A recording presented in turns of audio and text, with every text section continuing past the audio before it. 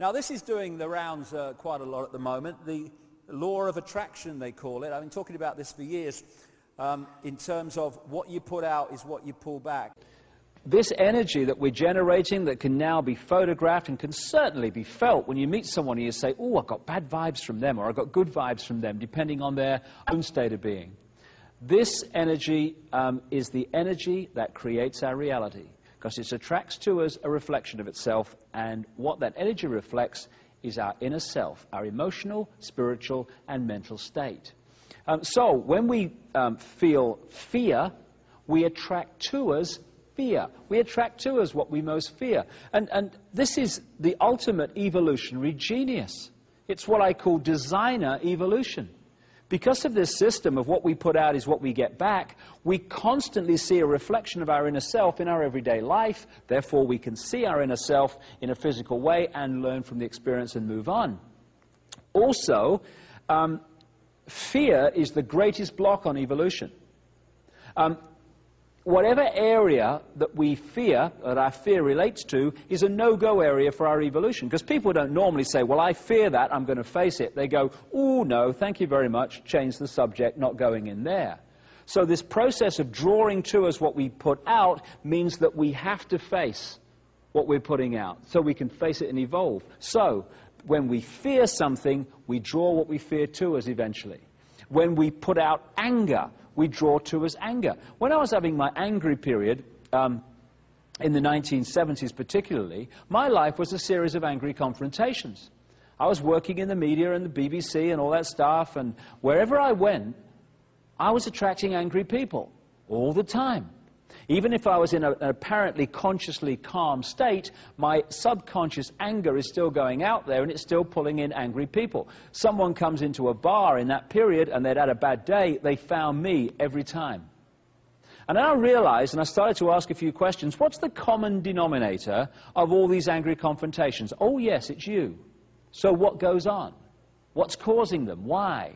Started to realize, because I was angry, I was attracting anger. There was a lovely song that I came across by an American group which said, if you hold anger, guess what comes to you? A lot of very angry people do. And I certainly know that to be true. And when I've observed my own life and the lives of others, it's very obvious that what they're putting out in their state of being is creating their physical life. And there's nothing more debilitating, more controlling and limiting than the victim mentality. We're encouraged by this manipulation throughout our lives to see ourselves as victims, to blame someone else. Oh, I'm a victim, I'm in this situation because of A, B, C, D, and on it goes. And when we're in that state, we're going to stay in that state, because when you think you're a victim, the victim vibe goes out, the victim circumstance goes in. When you say, hey, I'm not a victim, I'm in control of my life, I've created these circumstances I don't like, therefore I can create circumstances I do. At that point, the victim mentality is gone. Victim circumstances stop being attracted, and suddenly people come into your life who are just the people you need to get you out of the circumstances you don't like. And if you don't realize what's happening, and most of us don't at the time, we say, oh my God, mate, I was so lucky. This fella came into my life at just the right time, this person, I couldn't believe it. Amazing luck. No. You pulled them in because your state of being had changed and you synced with what you needed to get out of that situation. We are so in control of our destiny, it's unbelievable. And yet billions are persuaded they're not, and therefore they create a very different reality. So if we're in fear, we can attract a reflection of fear. But when we emit love, we create a very different energy. Therefore, we create a very different reality. It's just a choice. Everything is just a choice. I keep hearing people say, oh, I had no choice, mate. I had to do it. We never have no choice. We have choices we'd like to make, choices we'd rather not make, but we never have no choice. It's a cop-out. And some people find it very difficult to take this on because it's much easier in their own mind to blame someone for what happens in our lives. Much more of a challenge to say, hey, I've created this. I'm responsible for it. But when you do, you stop creating what you don't like and you start creating what you do. Relationships. Relationships are a vibrational attraction. We draw them in. when we sync with people, we sync with them energetically, you have a relationship. Then for whatever reason, someone might change and their energetic field changes, their magnetism changes or whatever, their vibrational field changes, and suddenly it's not syncing with that person anymore. In the holographic play-out world, we say that relationship has broken down and they've parted. Well, they've parted vibrationally. And sometimes, you know, that's good because you get things from each other and you learn from each other, and then, hey, it's time to move on and have other experiences. But it's the vibrational connection that draws them in. It's the same with jobs. It's the same with luck. Luck. Why are some people lucky and why are some people unlucky? Because what they're putting out is what they're drawing towards them. I watch in sport and football and stuff, and sports people. These people that they get so close to winning, but they never quite can win. It's almost like they're frightened of winning. When I observe some of this stuff psychologically, it's almost as if they can't believe that it's possible for them to win. Oh no, that happens to other people. It doesn't happen to me. So when you get to that point where you're just about to achieve, somehow in the holographic play-out world, you manifest something that actually stops you winning, even though it seems to be no problem, it's going to happen. And it's what people call having a self-destruct button. Just when you're about to achieve something, where's the button? Boom! Oh, something's happened, and it doesn't achieve what is obviously going to happen. It's because of the energy we're putting out, which is a reflection of our mental and emotional state.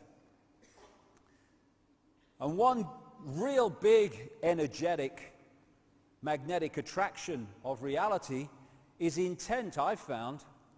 Intent. An intent. This is what I'm going to achieve. This is what I'm going to do. This is what I want to do. This is what I will do. When that intent goes out, it goes out as a vibrational field, and it draws back towards us all that we need to achieve that intent every time. The thing is, at this point, it breaks down with so many people because what they need to experience to achieve the intent they say they want is not something they'd like to experience. So I'll bugger that for a game of soldiers. I'm not having that. I don't want it that badly. And when we start to transform, things start to change in our energy field. When that happens, things that we were drawing towards us in the old energetic state are not making a vibrational synchronization anymore. And so in the holographic play-out world, relationships break down, or you lose your job, or you move home, or something happens. Your life changes in the play-out world of the projected holographic reality because what's projecting it has changed. And so when we put out an intent, this is what I want to do. I want to expand my mind. I want to open my mind. I want to connect the true magnitude of who I am. There are things that come towards you that you don't often like very much, but it's necessary to break down those structures within us so that that intent can be fulfilled. There's this DVD that's been going around for a little while now called The Secret, which is based on the law of attraction. And, you know, I think the principle, there's a lot to be said for it, but I do think it can be very simplistic sometimes, this stuff about law of attraction. The idea that if you keep visualizing a Ferrari, that somehow you're going to have a Ferrari, and, you know, and you put Ferraris all around your house. You know, I'm visualizing I'm going to get a Ferrari. Well, the thing is, maybe you will get a Ferrari. Good luck to you. Don't see myself anything in them, but that's just me. But if your journey, what you've come to experience and what you've come to do, does not sync with having a Ferrari, then you can wallpaper your bloody house with Ferraris. It ain't going to happen. It ain't as simple as visualize a Ferrari, law of attraction, brum, brum, brum, here I go. It's the totality of the energy field that we create that draws in our attracted reality. One part of that is the range of energies or vibrations and frequencies that we are accessing. The more expanded that is, the larger our state of awareness, the more our energy field in embodiment is affected by that. That affects what goes out, it affects what comes in. What our energy field contains from all these different influences together makes the magnetic connection which we draw into us.